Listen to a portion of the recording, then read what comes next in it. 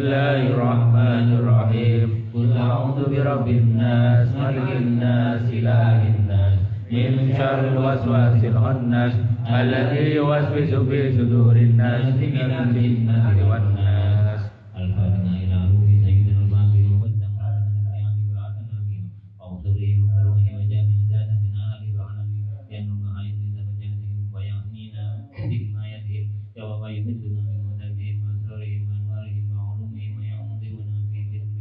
وينفعنا بجميع الدين والدنيا والآخرة. الفاتحة. أعوذ بالله من الشيطان الرجيم. بسم الله الرحمن الرحيم. الحمد لله رب العالمين الرحمن الرحيم مالك يوم الدين. إياك نعبد وإياك نستعين اهدنا الصراط المستقيم صراط الذين أنعمت عليهم غير المغضوب عليهم ولا الضالين.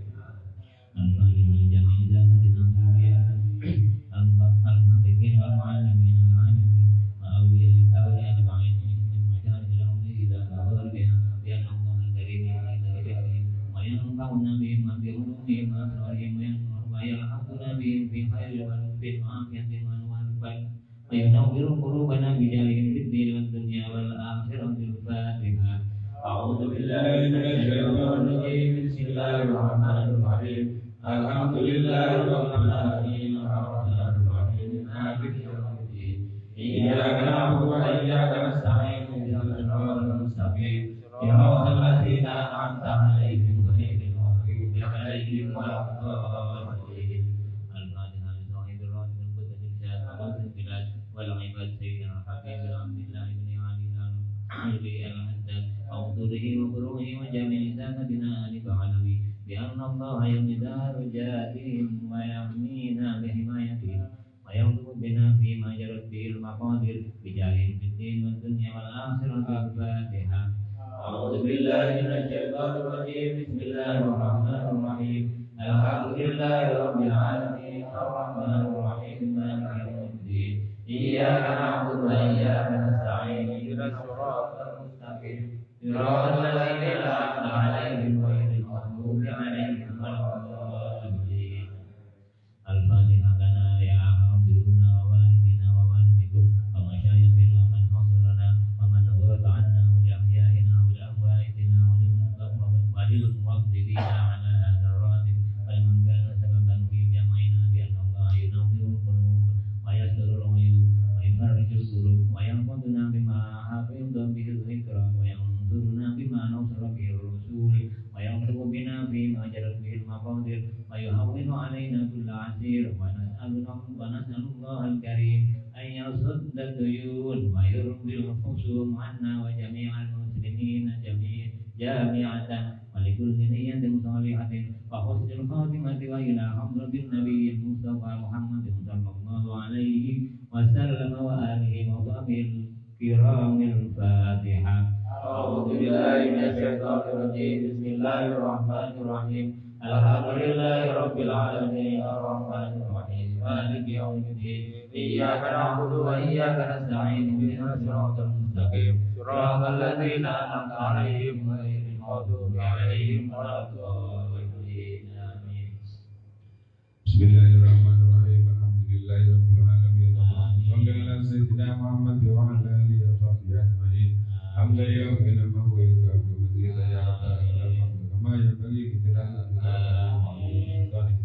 سبحانك لا نحصي ثناء عليك أنت كما أثنيت على نفسك فلك الحمد حتى ترضى ولك الحمد إذا رضيت ولك الحمد بعد الرضا. اللهم صل وسلم على سيدنا محمد في الأولين وصل وسلم على سيدنا محمد في الآخرين وصل وسلم على سيدنا محمد في كل وقت وصل وسلم على سيدنا محمد حتى ترث الأرض ومن عليها وأنت خير الوارثين. اللهم إنا نستغفرك ونستغفرك ديننا وأبداننا وأنفسنا وأموالنا وأهلنا وكل شيء خيرنا. اللهم اجعلنا وإياكم في كلامك وأعمالك وحياتك وجوارك من كل شيطان مريض وجبار أنيل وذي عين وذي بغير من كل ذي شر إنك على كل شيء قدير. اللهم إنا نسألك بحق الفاتحة المعظمة وسبح المثاني أن تفتح لنا من كل خير وأن تتبدل علينا بكل خير وأن تجعلنا من أهل الخير وأن تعاملنا معاملتك بأهل الخير وأن تحفظنا في أدياننا وأنفسنا وأولادنا وأهلنا كل منة وفتنة وبؤس وبلاء إنك ولي كل خير مطلوب ومتبدل كل خير مطلوب كل شيء يا أرحم الراحمين. اللهم إنا نسألك موجبات رحمتك وعذاب مغفرتك والسلامة من كل إثم والغنيمة من كل بر والفوز بالجنة والنجاة من النار. اللهم إنا نعوذ بك من الهم والحزن ونعوذ بك من العجز والكسل ونعوذ بك من الكبر والبخل والفشل من غلبة الدين وقهر الرجال. اللهم إنا نعوذ بك من جهد البلاء ودرك الشقاء وسوء القضاء وشماتة الأعداء. اللهم إنا نسألك العفو والعافية في الدين والدنيا والآخرة. اللهم أحسنا عاقبتنا في الأمور كلها وأجرنا من خزي الدنيا وعذاب الآخرة. اللهم حفظنا بالتقوى والاستقامة وأعذنا من موجبات الندامة في الحال والمآل إنك سميع الدعاء. وصل اللهم بجمالك وجلالك على سيدنا محمد وعلى آله وصحبه أجمعين وارزقنا كمال المتابعة الأول رحمتنا يا أرحم الراحمين. سبحان ربك رب العزة عما يصفون وسلام على المرسلين والحمد لله رب العالمين. اللهم إنا نسألك الرزق والجنة ونعوذ بك من سخطك والنار. اللهم إنا نسألك الرزق والجنة ونعوذ بك من سخطك والنار. اللهم إنا نسألك الرزق والجنة ونعوذ بك من سخطك والنار. يا عليم السر منا لا تهتك الستر عنا وعافنا واعف عنا وكلنا حيث كنا. يا عليم السر منا لا تهتك الستر عنا وعافنا واعف عنا وكلنا حيث كنا. يا عليم السر منا لا تهتك الستر عنا وعافنا واعف عنا وكلنا حيث كنا. يا الله بها يا الله بها يا الله بحسن الخاتمة. يا الله بها يا الله بها يا الله بحسن الخاتمة. يا الله بها يا الله بها يا الله بحسن الخاتمة. يا لطيفا بالخلق يا عليما بخلقه يا خبيرا بخلقه الطف بنا يا لطيف يا عليم يا خبير. يا لطيفا بخلقه يا عليما بخلقه يا خبيرا بخلقه الطف بنا يا لطيف يا عليم يا خبير. يا لطيفا بخلقه يا عليما بخلقه يا خبيرا بخلقه الطف بنا يا لطيف يا عليم يا خبير. يا لطيفا لم يزل الطف بنا فيما نزل إنك لطيف لم تزل الطف بنا والمسلمين. يا لطيفا لم يزل الطف بنا فيما نزل إنك لطيف لم تزل الطف بنا والمسلمين. يا لطيفا لم يزل الطف بنا فيما نزل إنك لطيف لم تزل الطف بنا والمسلمين. بسم الله الرحمن الرحيم. الحمد لله والصلاة والسلام على رسول الله سيدنا محمد وعلى آله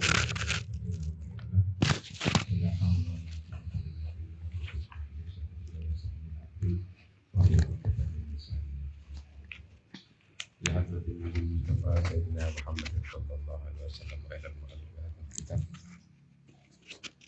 نفعنا الله به وبعلومه بالدارين آمين. الفاتحة. Alhamdulillahi rabbil alamin arrahmanir rahim maliki yaumiddin iyyaka na'budu wa iyyaka nasta'in siratal ladzina an'amta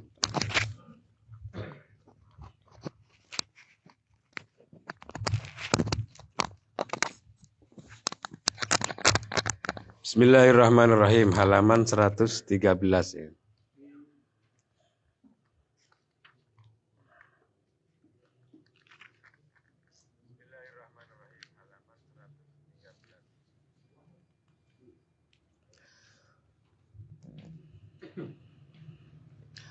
Wa rabi'uha nifasun.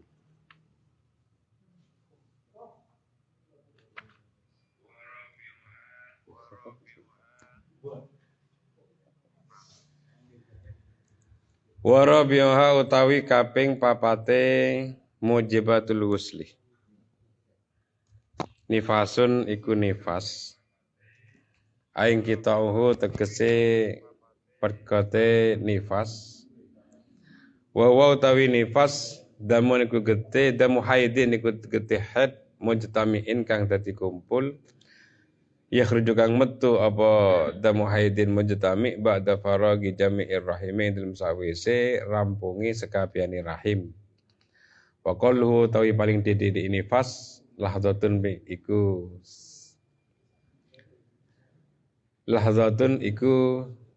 sak kecrotan.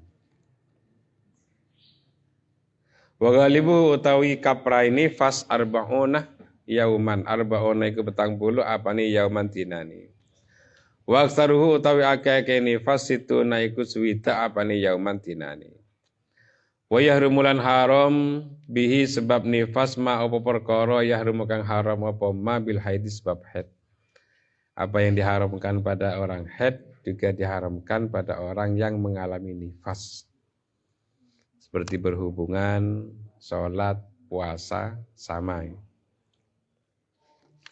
Cuman kenapa? Karena nifas itu sebetulnya adalah haid yang menggumpal.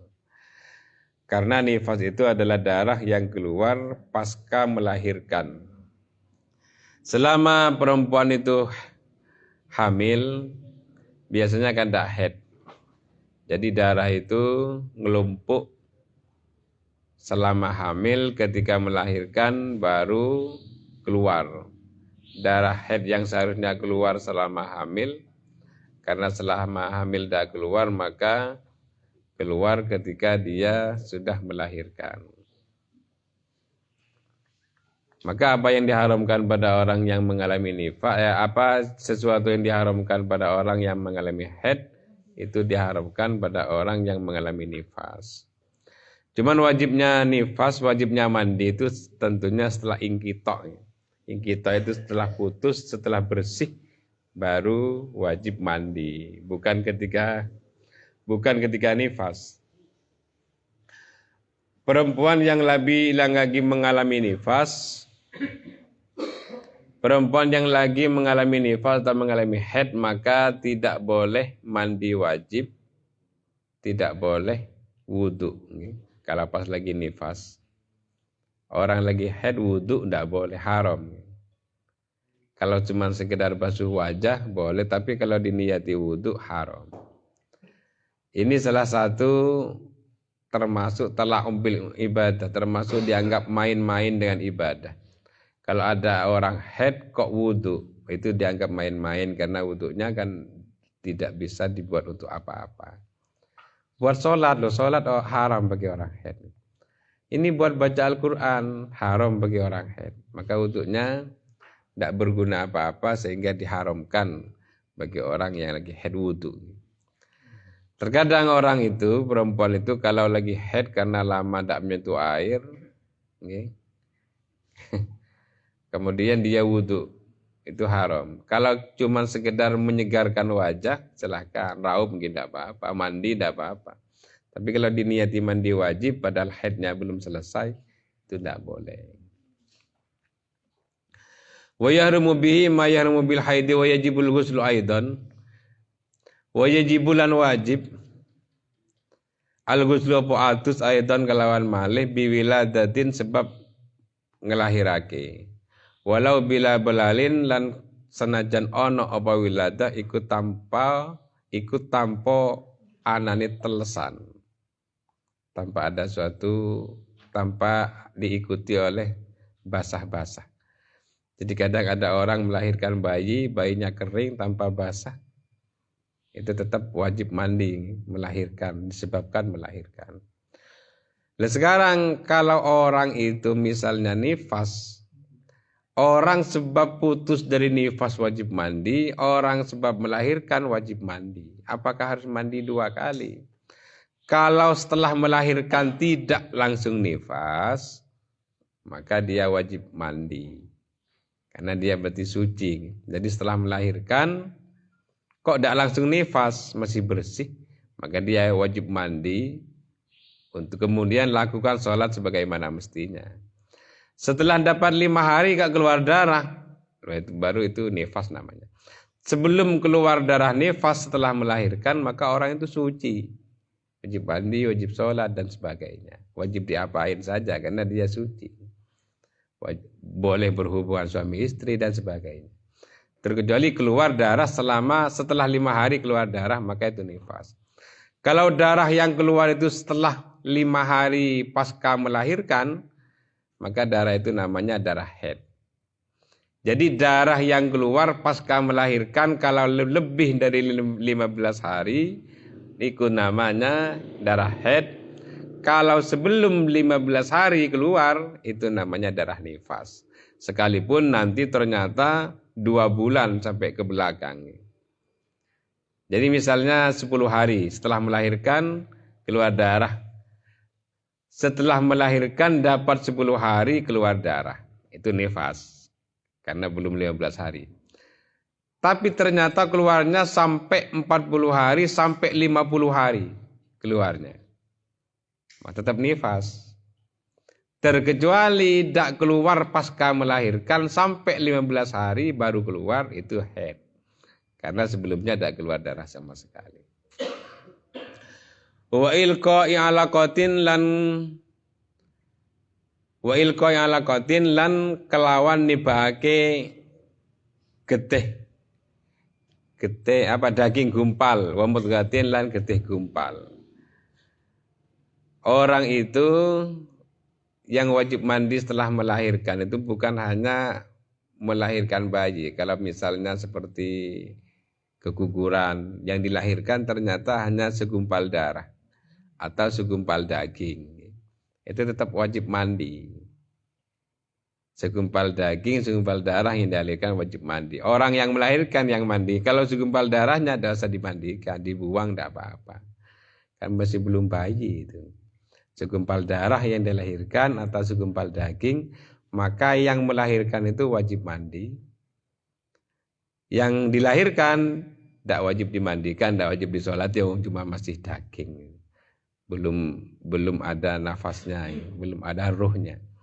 Jadi tidak usah diapa-apain, anggap itu hanya sepotong daging yang tidak usah diapa-apain.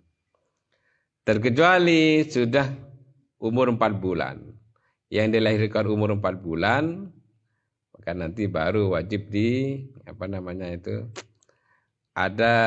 wajib diramut sebagaimana mestinya. Apalagi sampai sempat nangis sebelum mati itu. Jadi melahirkan bayi, sempat nangis, kemudian mati, maka dia sama dengan orang dewasa. Kalau yang dilahirkan hanya segumpal daging, buang saja, tidak apa-apa. Eman itu hasil dari perjuangan berat misalnya. Ya, untuk produk gagal. Buat lagi yang tidak gagal nanti. Wa farduhu wa bi mauti muslimin lan sebab matine wong kang Islam ghairi syahidin kang ora syahid. Orang Islam yang mati yang bukan syahid wajib dimandikan. Yang wajib mandiin itu orang yang hidup tentunya. Yang wajib mandi. Enggak, soalnya dari awal sesuatu yang mewajibkan mandi itu kan wajib mandi sendiri semua. Mulai dari haid, mulai dari nifas, mulai dari junub, itu kan mandi sendiri semua. Ada yang terakhir, yang keenam, yang wajib mandi adalah orang mati. Lah orang mati ini wajib dimandiin orang lain. Yang lain kan mandi sendiri semua. Asalkan bukan syahid ya.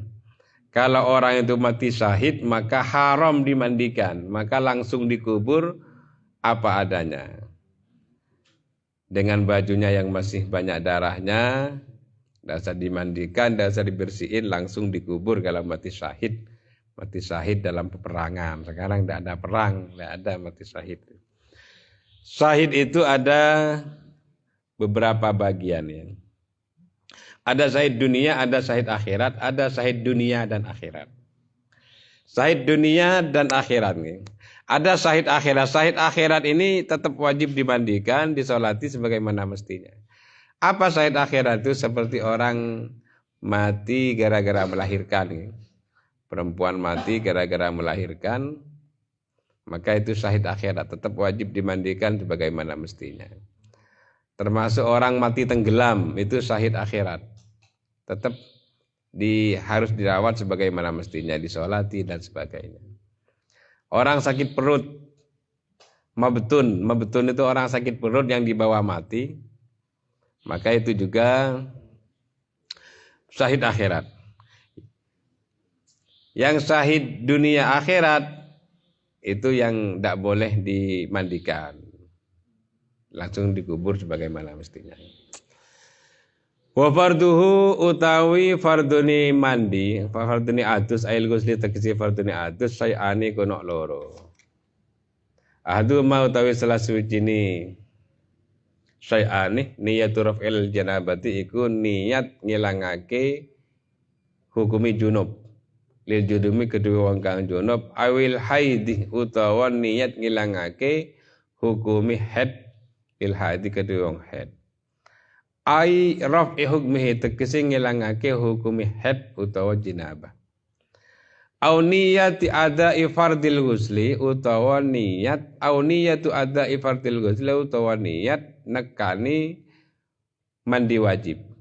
Au raf'i hadasin utawa ngilangake hadas awit taharatah awit taharati utawa niat sesuci anu saking hadas. Au ada al ghusli utawa niat nekani adus. Wakadha lan kaya mengkono-mengkono niat al-ghuslu utawin mandi utawa atus li sholati kanggo salat. Lal ghusli ora niat atus fakut mengko bloko. Ini begini intinya ini. Orang mandi junub, mandi haid, mandi junub, mandi haid, mandi nifas dan sebagainya, itu niatnya harus benar. Minimal harus niat menghilangkan hadas besar atau niat mandi wajib, ada kata-kata wajibnya. Kalau cuma niat mandi tok, niat ingsun atus gitu tok tidak sah. Karena itu cuma mandi. Maka apa bedanya dengan mandi-mandi biasa dengan mandi-mandi yang sekedar ingin menyegarkan tubuhnya saja? Tidak ada beda. Maka biar ada beda harus setidak-tidaknya itu mandi wajib. Biar bisa dibedakan antara mandi wajib dan mandi yang hanya sekedar ingin menyegarkan badan atau menghilangkan kotoran badan. Wa yajibulan wajib antakuna poyen ta'ono an-niyatu apa niat. Makrunatan iku den barengake bi awalihi kelawan kawitani mandi. Ail ghusli tegese mandi atau atus. Yakni ngarepake sebagai musannif bi awali maghsulin kelawan kawitani perkara kang den basuh minal badani saking badan. Walau min asfalihi lan senajan ono apa badan iku saking ngisori badan. Jadi kalau niat mandi itu harus dibarengkan dengan awal pembasuhan. Pertama kali dibasuh di mana? Kalau pertama kali dibasuh itu kepala, maka niat mandi itu bareng dengan basuh kepala. Kalau ternyata yang awal dibasuh itu adalah kaki, maka berarti niatnya itu berarti bareng dengan pembasuhan kaki. Jadi pertama kali dibasuh itu apa? Maka disitulah niat dibarengkan. Kalau ternyata ketika dia pertama kali nyiram tidak niat, nyiram kepala belum niat, nyiram kaki belum niat, nyiram bau belum niat, maka nanti yang belum diniati tadi terus diulang lagi pembasuhannya. Waktu basuh kepala belum niat. Waktu basuh bahu belum niat, baru ketika basuh perut baru niat. Maka nanti itu yang tadi yang disiram tanpa niat itu diulang lagi. Karena yang dianggap awal pembasuhan itu adalah pembasuhan yang dibarengi dengan niat. Itu dianggap awal pembasuhan. Kalau pembasuhan yang belum diniati itu dianggap bukan pembasuhan. Falau nawa mengkalamun niat sapa wong ba'da ghusli juz'in dalam sawise basuh sebagian wajib maka wajib i'adatu ghaslihi apa ngulangi basuh juz.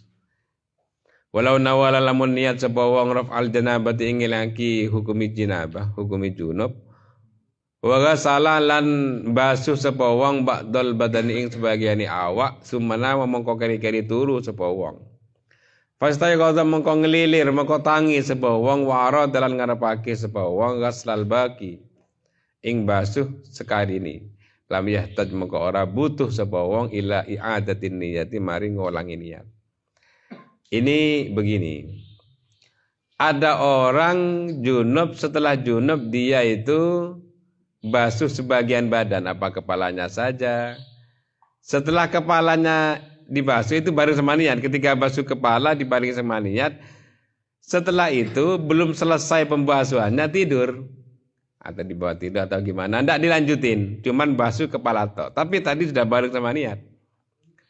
Kemudian dia itu orang melakukan apa atau tidur lah misalnya. Setelah bangun maka orang itu tidak usah mengulang pembasuhan kepala.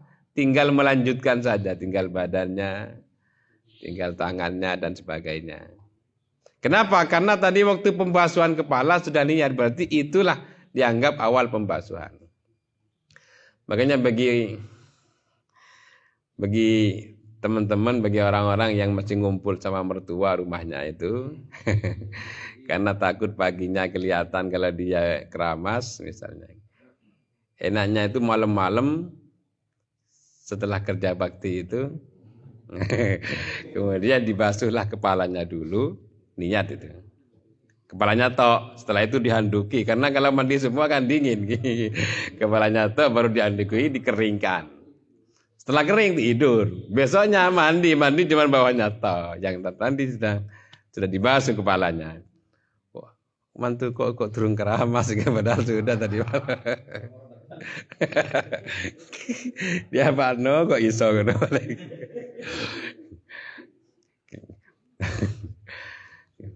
Bisa seperti itu. Artinya tidak harus diulang. Artinya antara pembasuhan pertama dengan pembasuhan selanjutnya itu tidak harus nyambung. Pisah itu tidak apa-apa. Wasani hima utawi kaping pindoni farduni adus ta'mimu dhahiri badanin iku ngeratani jabani awak, luarnya badan. Diratani hattal azfari. Sehingga pira-pira kuku wamalan perkara tahta kang tetep ing dalem ngisori kuku. Jadi dalam mandi itu sebetulnya yang wajib dibasuh adalah anggota luar badan. Anggota luarnya ini wajib dibasuh. Nah sekarang yang jadi pertanyaan, yang termasuk luar itu apa saja? Mulut termasuk luar mulut termasuk luar apa tidak? Sehingga kalau orang mandi wajib kumur-kumur. Karena yang wajib dibasuh, yang wajib dibasahi kan anggota luar. Mulut gimana? Kuku gimana? Kuku dan di bawah kuku termasuk luar, sehingga wajib basah. Semua hansaplas dibuang, ya. Karena kalau ada hansaplasnya, ada perbannya, ada cat kuku itu, bitek misalnya, harus dibersihin. Karena kalau tidak dibersihin berarti ada anggota luar yang tidak tersentuh oleh air. Mulut gimana? Mulut dianggap dalam. Ya. Mulut dianggap dalam berarti tidak wajib kumur-kumur, cuma sunnah. Hidung termasuk dalam. Biji mata termasuk dalam. Berarti ketika mandi tidak kudu melek. Enggak, ini harus didusi pisan misalnya, termasuk dalam. Wa mata kuku dan di bawahnya ini berarti tidak boleh ada kotoran kuku yang sekiranya mencegah nyampainya air. Harus dibersihin dulu. Wa sya'rilan rambut. Rambut harus basah luar dalam, zahiran ing dalam jabane wa batinan lan jerone. Wa ing kasubala senajan ketel, senajan tebel apa syar apa rambut. Wa malan perkara zahara kang pertelo apa ma min nahwi mambati sya'ratin saking umpamane nggon cukule rambut zalat kang ilang apa sya'rah qabla ghasliha ing dalam sadurunge ngedusi sya'rah.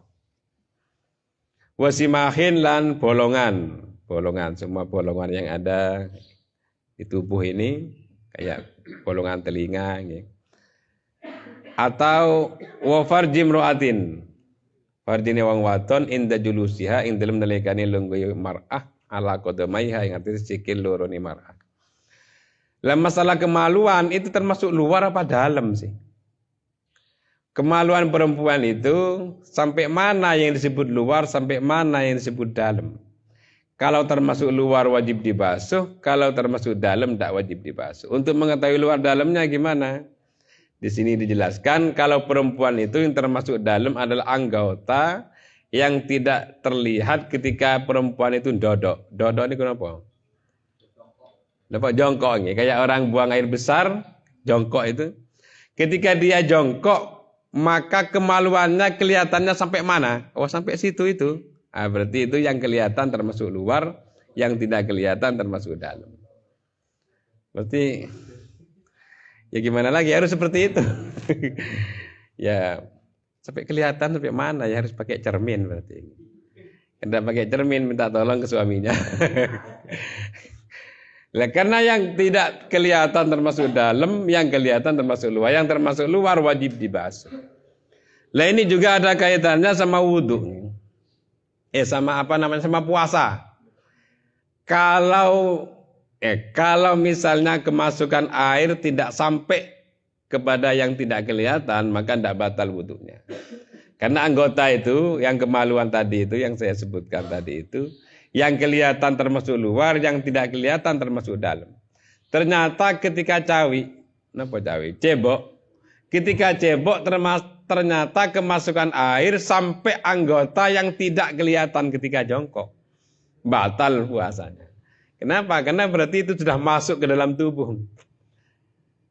Sama dengan cawi ketika istinja atau cebok ketika BAB, setelah BAB buang air besar itu, maka jangan terlalu dalam. Kalau terlalu dalam puasanya bisa batal karena kemasukan sesuatu.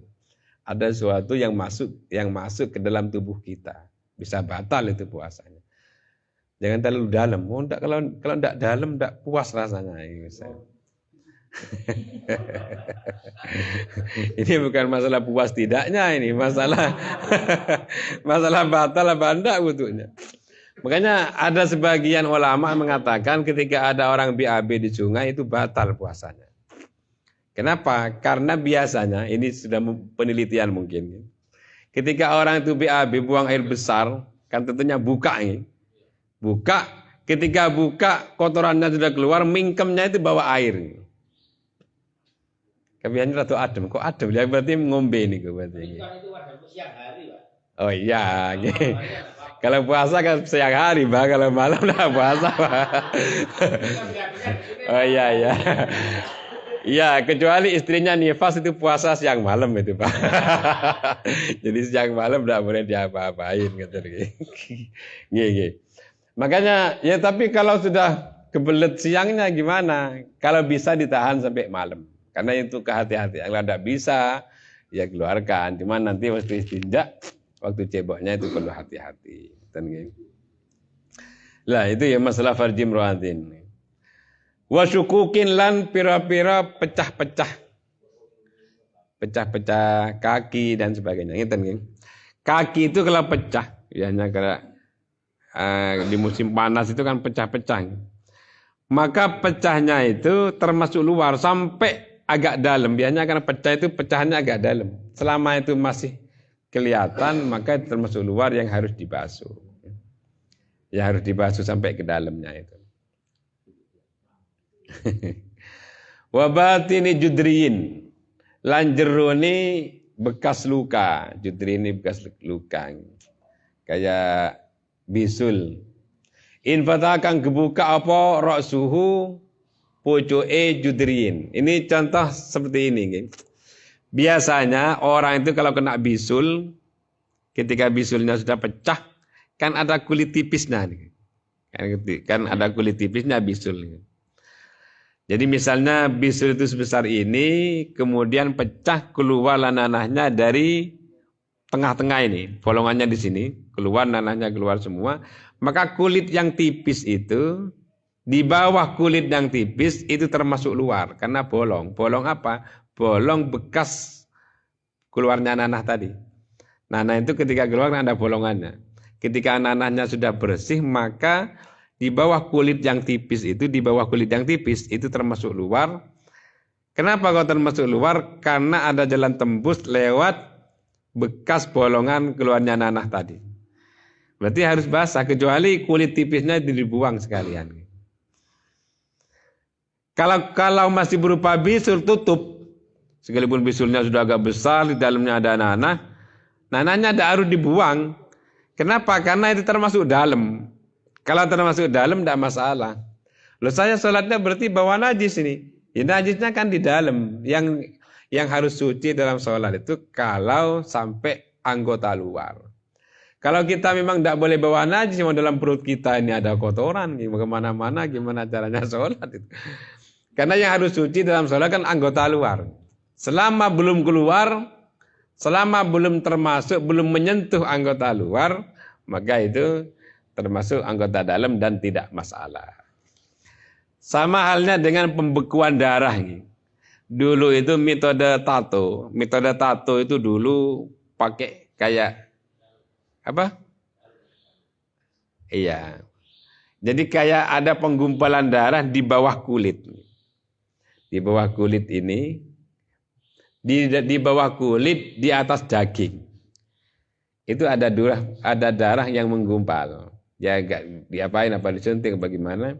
Kemudian terbentuklah sebuah gambar tato. Itu hukumnya gimana? Darah yang menggumpal itu kan najis. Selama itu masih di bawah kulit, maka tidak masalah. Karena dalam sholat itu yang harus suci kan di luar kulit. Kalau di dalam kulit tidak masalah. Darah yang menggumpal di bawah kulit termasuk dalam, termasuk anggota dalam, sehingga tidak disyaratkan suci. Yang harus suci kan anggota luar. Itu masalah tato, tato yang metode seperti itu. Karena ketika tambah modern sekarang ini metode tatonya itu macam-macam caranya bagaimana. Tapi pembuatan tato tetap haram, pembuatannya. Nah sekarang ketika bahas dinisbatkan ke wudhu gimana, atau dinisbatkan ke sholat gimana. Karena kadang orang itu ketika tatuan merasa sholatnya tidak sah. Dianggap bawa najis saya ini. Tapi najisnya di bawah kulit tidak masalah. La batini kurhatin. Ora jeroni kukul apa? Bisul. Ya semacam itulah apa bisul apa kan banyak penyakit kulit kayak korengan gitu termasuk nih.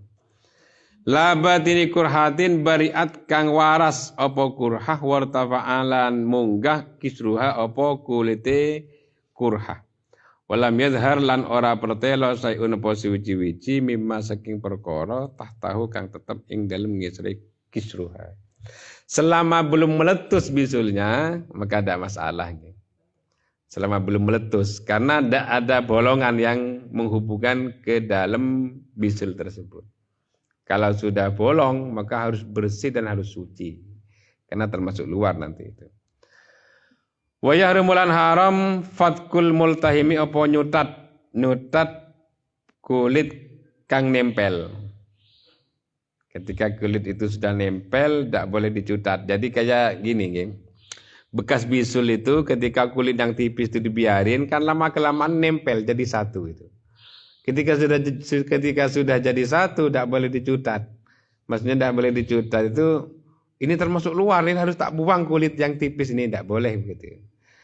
Karena sudah jadi satu, sudah buntu. Ketika masih belum buntu, maka tetap harus dibasuh karena termasuk luar. Wa malan perkara yang wajib dibasuh ini termasuk sesuatu tahta kulfatin kang tetap intilim ngisari kulub. Minal aklafi saking wong kang kulub. Apa kulub niku? Semerap kulub nggih. Pucuk ini lho. Iya, bungkusnya helm niku lho. Kenapa orang laki-laki itu kewajib sunat? Karena di dalam kulub itu termasuk luar. Kulub itu termasuk luar. Padahal kalau ada orang pipis masih belum sunat. Ada orang belum sunat pipis, maka di ujung itu pasti tersisa najis. Padahal di situ termasuk luar. Makanya wajib sunat untuk menghilangkan itu. Aku tidak mau sunat, pokoknya tiap kali cebok tiap kali cawik tak keletek ae misalnya. Nggih soro niku. Jadi iya kalau lentur terus. Kalau tidak lentur tidak muat nanti itu. Geletek gimana caranya? Paling aman sunat. Demi kebersihan dan kesehatan. Ini kalau sunat itu, kalau biasanya kalau pernikahan ucapannya apa orang undang-undangan apa tamu undangan yang datang kan biasanya mendoakan selamat menempuh hidup baru. Kalau pernikahan, kalau sunatan selamat menikmati model baru. Tapi memang di situ menyehatkan.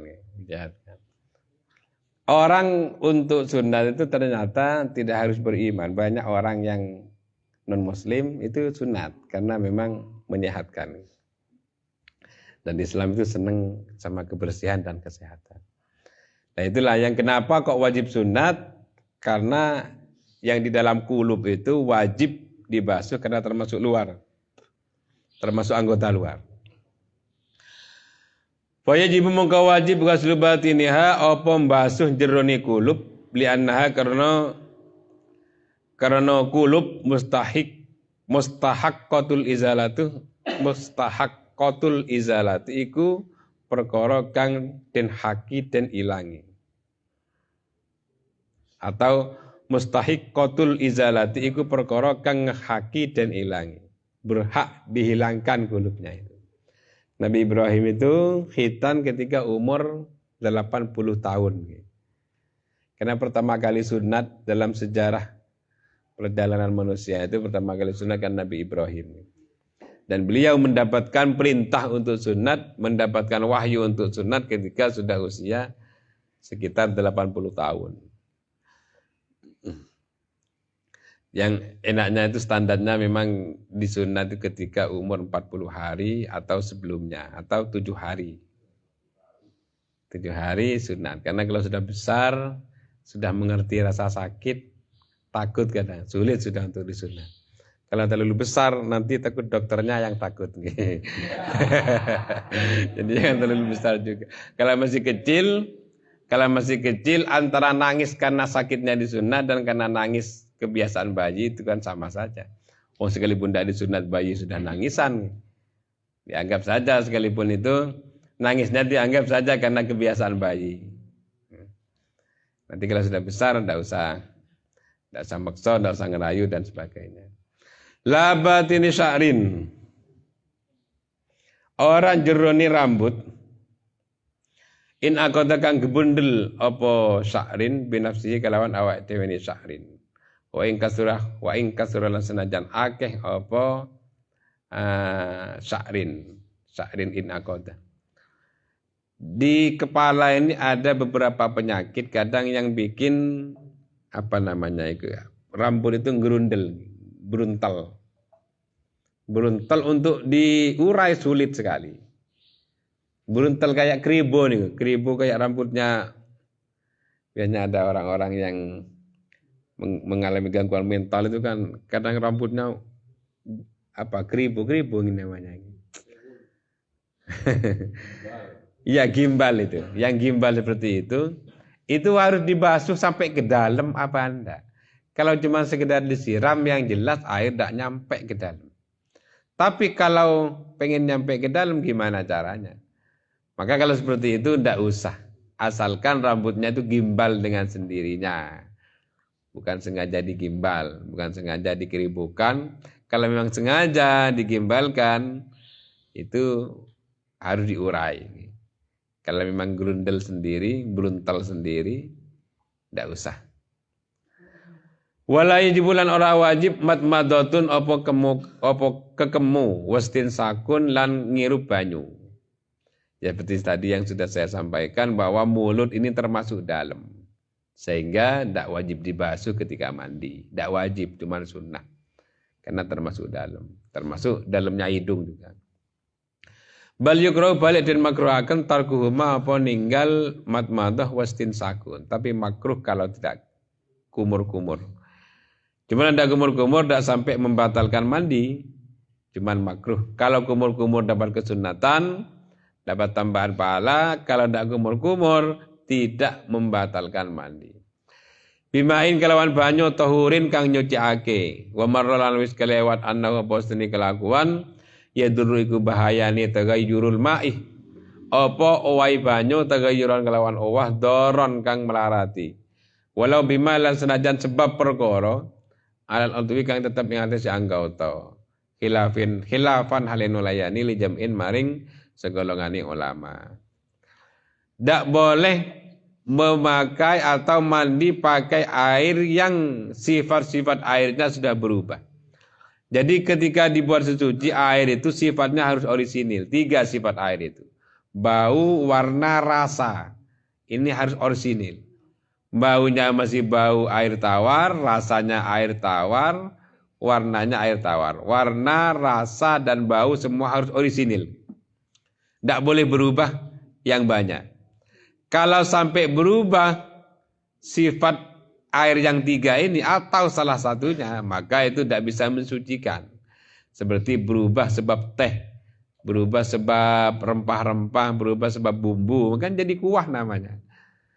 Air itu. Atau berubah sebab perkara yang ada di tubuh kita, seperti sampo, sabun. Kita sabunan, setelah sabunan kemudian nyiram sambil niat mandi. Sambil niat mandi wajib maka tidak sah. Kenapa? Karena air yang dibuat kita mandi itu dirubah sifatnya oleh busa yang ada di tubuh kita. Itu tidak mensucikan. Kalau sampai sifat air yang 3 tadi itu bau, rasa, dan warnanya berubah, atau salah satu di antara yang 3 ini berubah, maka tidak bisa mensucikan. Makanya lebih aman orang itu ketika niat mandi sebelum sabunan, sebelum sampuan, niat mandi wajib, basahi semua sudah. Ketika sudah terbasuh semua, terbasahi semua, baru sampuan dan sebagainya. Itu aman karena airnya berarti masih orisinil. Wa yakfi lan nyukupi dhannu umumihi apa nyono ngeratani mak banyu, ail mae tegesi banyu, alal basarati atas kulit wa sa'rilan rambut. Wa illam yatayaqqan lan senajan ora dadi yakin sapa wong hu ing umumihi. Fala yajibu mongko ora wajib tayakkunu umumihi apa dadi yakini meratani banyu. Bal yakfi balik nyukupi galabatu dhanni apa ngelendai penyono bihi kalawan umumihi. Fihi ing dalam adus kal wudu'i kaya wudu. Wudu dan mandi dalam masalah basah semua apa tidak itu tidak harus yakin betul.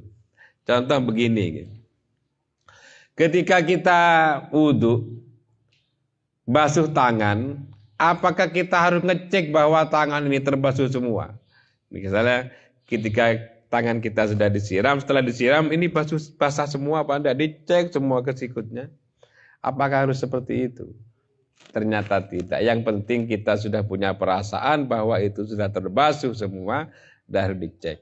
Ketika kita nyiram punggung, menurut perkiraan kita siraman itu sudah rata di punggung, kita tidak usah ngaca. Enggak ini, saya pengen yakin ini terbasuh semua apa enggak, malah bercermin.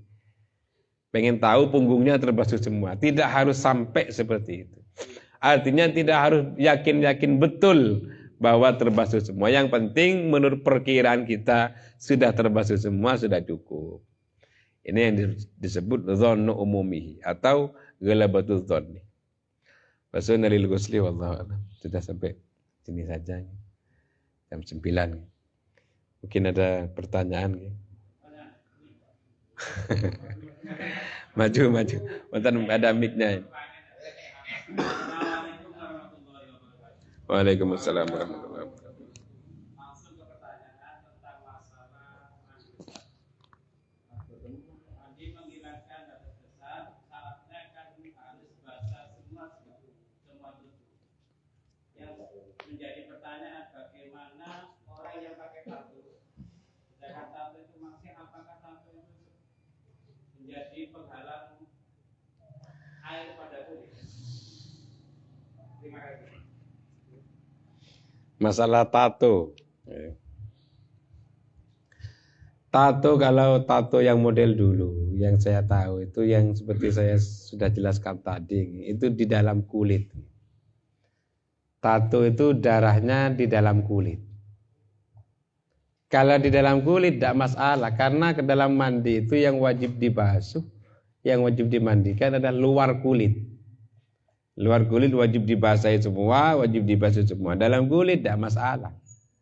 Jadi kalau misalnya operasi ini, operasi bedah kulit, kulitnya dibuka, kemudian dimasukkanlah gambar apa misalnya, gambar MU misalnya ini, lambangnya dimasukkan ke punggungnya itu, kulitnya dibuka, dimasukkan gambarnya, tutup lagi, dioperasi itu. Kelihatan karena kulit itu kan tipis nih. Apa yang ada di dalam di bawah kulit ini kelihatan. Itu gimana hukumnya? Apakah mengganggu mandi? Tidak mengganggu karena itu kan di bawah kulit. Sedangkan mandi itu yang wajib dibasuh, yang wajib basah itu adalah luar kulit. Berarti boleh tatuan lah, masalah tatuan lain lagi hukumnya. Ini mengaitkan tato dengan masalah mandi dan wudu, bukan pembuatan tatunya. Kalau pembuatan tatunya haram karena itu termasuk melukai diri. Melukai diri tanpa ada alasan kan haram. Haram. Cuma iseng-iseng pengen ngelukain kan haram, tidak boleh. Kita tidak berhak atas tubuh kita sendiri, karena ini bukan milik kita, sehingga kita diharamkan melakukan sesuatu tanpa ada alasan. Kecuali kayak suntik kan ada alasan. Pun kembali lagi ke tato, kalau tato yang model dulu yang memang ada di bawah kulit bukan cap-capan. Kalau model cap-capan itu kan di luar kulit. Kayak biasanya cap-capan itu biasanya beli jajan dapat cap-capan kemudian dicapkan gini, digosok, ambil plastiknya kan ada sisa gambar. Kalau tatonya model seperti itu jelas itu menghalangi air, tidak bisa nyampe ke kulit gara-gara itu. Sama dengan cat itu sekecil apapun kalau ada di anggota wudhu, ya wudhunya tidak sah. Cat itu apa saja yang menghalangi itu ya banyak. Pokoknya menurut keyakinan kita itu menghalangi, maka itu harus dihilangkan. Cat, Hansaplast, cap-capan, pitek, cat kuku itu semua itu menghalangi nyampainya air. Dalam adus itu dalam mandi wajib itu harus basah semua. Ternyata ada yang kehalang Hansaplast, ada yang kehalang cap-capan, ada yang terhalang oleh pitek dan sebagainya, itu tidak sah mandinya. Jadi lihat tatunya, model tatunya seperti apa. Mungkin ada contoh tato, mungkin bisa ditunjukkan di sini seperti apa tato itu, tato yang sekarang. Intinya kalau di dalam kulit tidak masalah dikaitkan dengan wudu. Nggih, katakan nggih. Yang lain tidak ada nggih. Moga. Kasih mik mungkin mau cerita, mungkin menarik ceritanya. Gimana diparing mik. Iya, moga. Saya belum ikut ngaji ini, ilmu nggak begitu banyak, jadi merasa gampang. Waktu ngaji itu tambah angel. Aku ilmu tambah angel.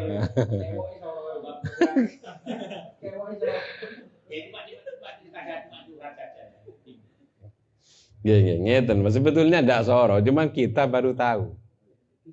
Seandainya kita tahu mulai dari kecil, tidak berat, Pak. Orang itu nutup aurat perempuan, terutama perempuan. Dalam sholat itu kan harus tertutup semua seluruh badan kecuali wajah dan telapak tangan. Itu sudah dari kecil harus ditanamkan itu. Kalau tahunya sudah tua, kadang merasa diatur-atur, kok angil teman. Ketika sholat kok angil teman, padahal itu kadang baru kenal. Udah rambutnya sampean itu keluar misalnya. Kadang kalau rukuan tanpa ikat itu kan rambutnya keluar di sini. Diingetin sampean rambutnya itu keluar, auratnya keluar, itu udah sah. Mosok kok angil teman saya kata. Kalau dari kecil sudah ditanamkan tidak ada yang berat katanya. Lah ini ya keterlambatan yang tidak terlambat ini sebetulnya.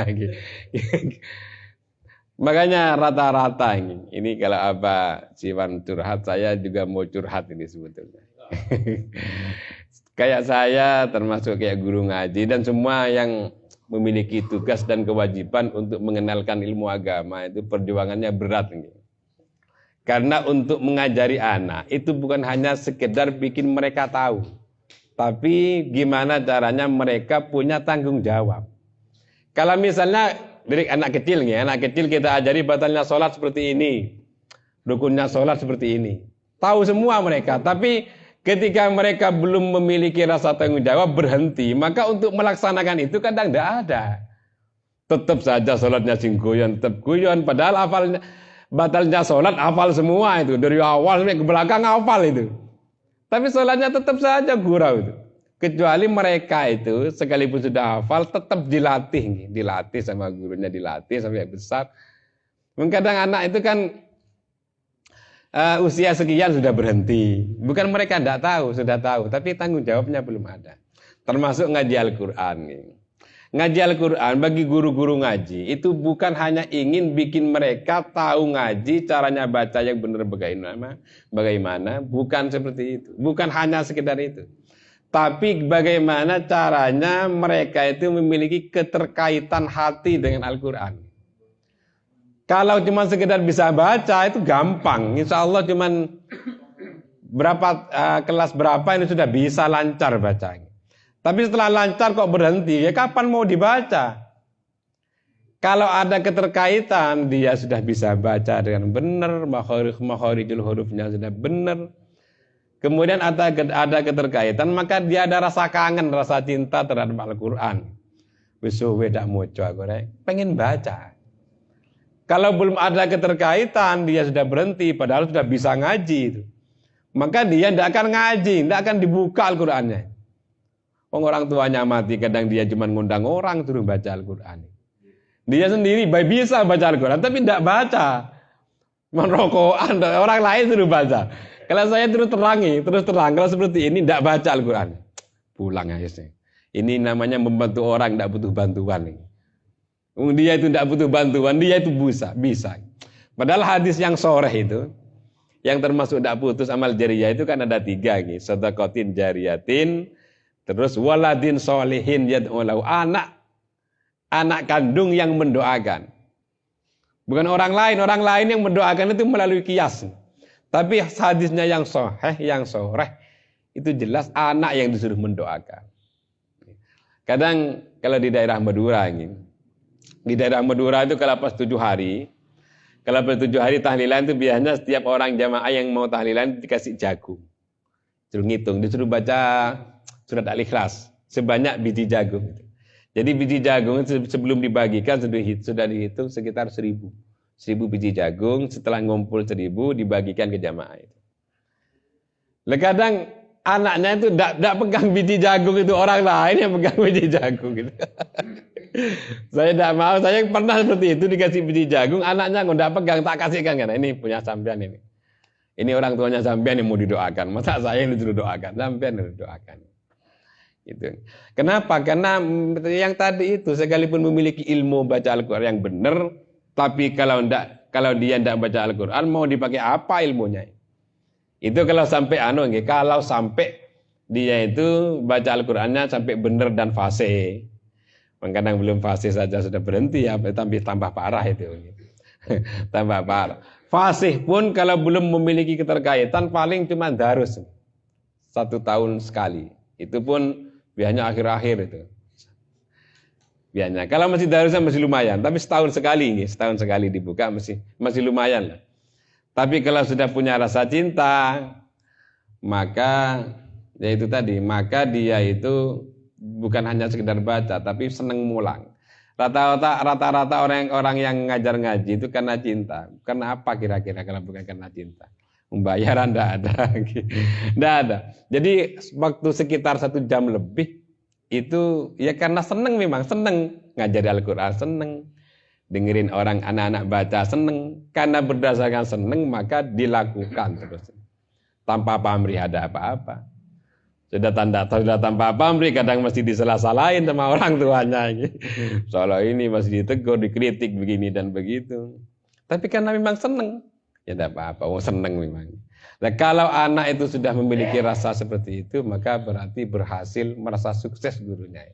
Seneng, merasa berhasil. Karena tujuannya seperti itu. Ingatkan mawon, Pak. Iya, monggo. Saya ini kan belajar agama itu yang paling baik dari sekolah, mulai batalnya puasa diantaranya makan dan minum secara sengaja. Ya, geng. Itu tidak tahu masalah injak tewok kalau telepon banyak. Lagi saiki yo, waduh. Geng. Geng. Memang mungkin tidak sedetail itu, tapi sebetulnya itu sudah masuk. Jadi masalah kelebihan banyak ketika buang air besar itu sebetulnya secara garis besar sudah masuk. Kenapa? Karena yang membatalkan puasa itu masuknya sesuatu ke dalam tubuh kita. Seperti makan, kan berarti tubuh kita kemasukan sesuatu batal. Minum. Lah yang masuk dari bawah ini tidak sampai terbahas. Padahal itu sebetulnya sudah masuk ke yang tadi. Sama dengan masalah tutup aurat perempuan nih, seluruh tubuhnya kecuali wajah dan telapak tangan. Berarti semua ini, sehelai rambut pun tidak boleh kelihatan. Tapi kadang orang itu tidak sadar bahwa dia itu rambutnya yang keluar itu aurat. Sudah dibaca auratnya perempuan ketika sholat apa seluruh badan kecuali wajah dan telapak tangan. Lah itu kadang tidak disadari rambut itu. Lah ini wajah apa telapak tangan rambut ini? Bukan wajah, bukan telapak tangan. Berarti tidak boleh kelihatan. Nah, sudah secara garis besar sudah. Cuman secara detailnya itu yang perlu kita sering ngumpul, sering ngumpul, santai sambil ngobrol masalah ini. Jadi makanya kayak memang kalau memang judulnya awalnya sudah ngaji, jangankan datang, dengar saja kayaknya sudah jenuh ini. Makanya jangan sampai ngaji jagongan ini saja. Ketika sudah jagongan, maka tidak beban kayaknya ke kita. Jadi orang Islam wajib sholat, wajib, tapi bukan hanya sekedar sholat, tapi wajib tahu tentang cara bagaimana sholat yang benar. Udah, yang penting kan sholat, dia belum, bukan hanya sholat.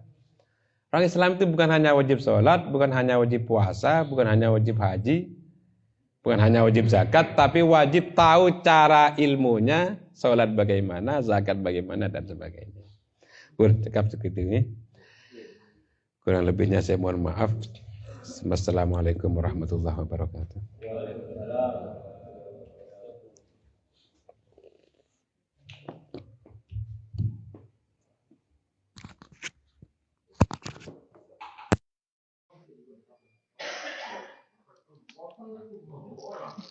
Sore suwe.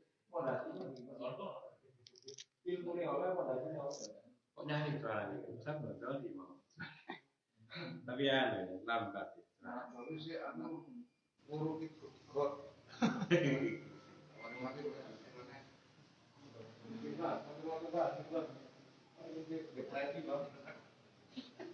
Sampai dibokap, ya enggak ngono ae.